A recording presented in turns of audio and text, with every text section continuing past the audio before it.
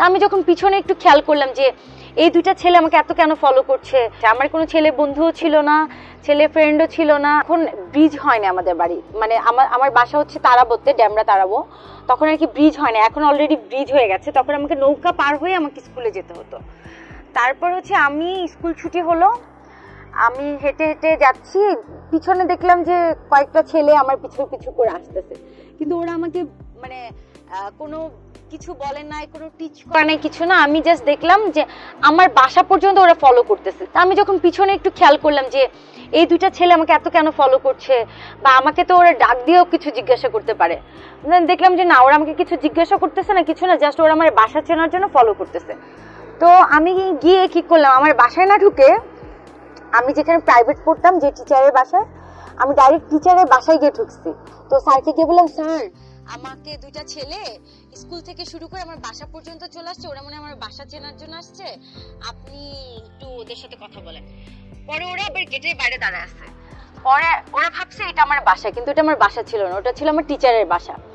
পরে ওরা স্যার বের হয়ে ওদের সাথে কথা বললো যে কি ব্যাপার ভাই, আপনারা কেন এরকম পিছনে পিছনে আসছেন।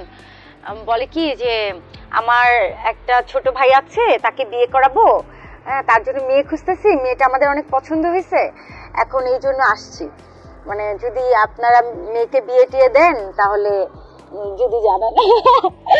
পরে আমার স্যার বলতেছে, এই মেয়ের আপনার কাছে মনে হয় কি তার বিয়ের বয়স হয়েছে, সে মাত্র ক্লাস 6 এ পড়ে, তার তো এখনো বিয়ের বয়স হয়নি, আর যখন বয়স হবে তখনই করবো, আর এটা তো ওদের বাসা না, এখানে আমি ওকে টিচিং দেই, এটা হচ্ছে সে এখানে পড়ে, প্রাইভেট পড়ে, ওর গার্ডিয়ানের সাথে কথা বলেন, কিন্তু আমার মনে হয় না মেয়ে এখন বিয়ে করবে। আমার জাস্ট ক্লাস 6 পর্যন্ত আমি ওখানে থেকেছি। ক্লাস 7 এ এসে আমি দক্ষিণ বনশ্রী মডেল হাই স্কুলে ভর্তি হয়েছি। তারপরে 7 থেকে আমার ঢাকায়, কিন্তু ক্লাস 6 পর্যন্ত আমি গ্রামে থেকেছি। গ্রাম বলতে কি, রূপগঞ্জ তো এখন ঢাকার পাশেই, জাস্ট 15-20 মিনিট লাগে। বনশ্রীতে আমার ক্লাস 7 থেকে শুরু করে এখন অবধি আমি বনশ্রী, আফতাবনগর, মানে ঢাকাতেই আছি ক্লাস 7 থেকে। আমার এসএসসি আমি দিয়েছি ঢাকাতে, আমার ইন্টার দিয়েছি ঢাকাতে, অনার্স কমপ্লিট করেছি ঢাকাতে, মাস্টার্সও কমপ্লিট করেছি ঢাকাতে। আসলে আমি ছোটবেলা থেকে না ছেলেদের থেকে অনেক দূরে, কারণ আমি জাস্ট স্কুলে যেতাম, স্কুল থেকে আসতাম, আর আম্মুর সাথে নাচের স্কুলে যেতাম, ছোটবেলা থেকে ছোটখাটো ভাবে নাটকের শুটিং করতাম, এই পর্যন্তই আমার সীমাবদ্ধতা। কিন্তু আমি এই যে ছেলে টেলে দেখা আমার লাইফে আমি এটা পাইনি।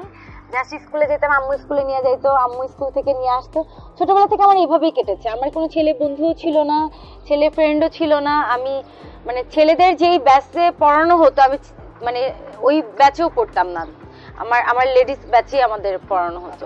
বনশ্রী হচ্ছে একটা আবাসিক এলাকা, তো ডিপেন্ড করে, ম্যান টু ম্যান ভ্যারি করে। আমার মনে হয় বনশ্রী বা আফতাবনগর এদিকে যারা থাকে সবাই তো মোটামুটি একটা মানে ভালো ফ্যামিলি লিড করে, আর যাদের বাচ্চারা পড়াশোনা করে জাস্ট স্কুলে যায়, স্কুল থেকে আসে, কলেজে যায়, কলেজ থেকে আসে, এরকমই হয়। আর আলাদা পেশায় আমার কাছে মনে হয় যে ভালো খারাপ তো সবকিছু মিলিয়ে আছে, এটা ডিপেন্ড করে মানুষের উপর।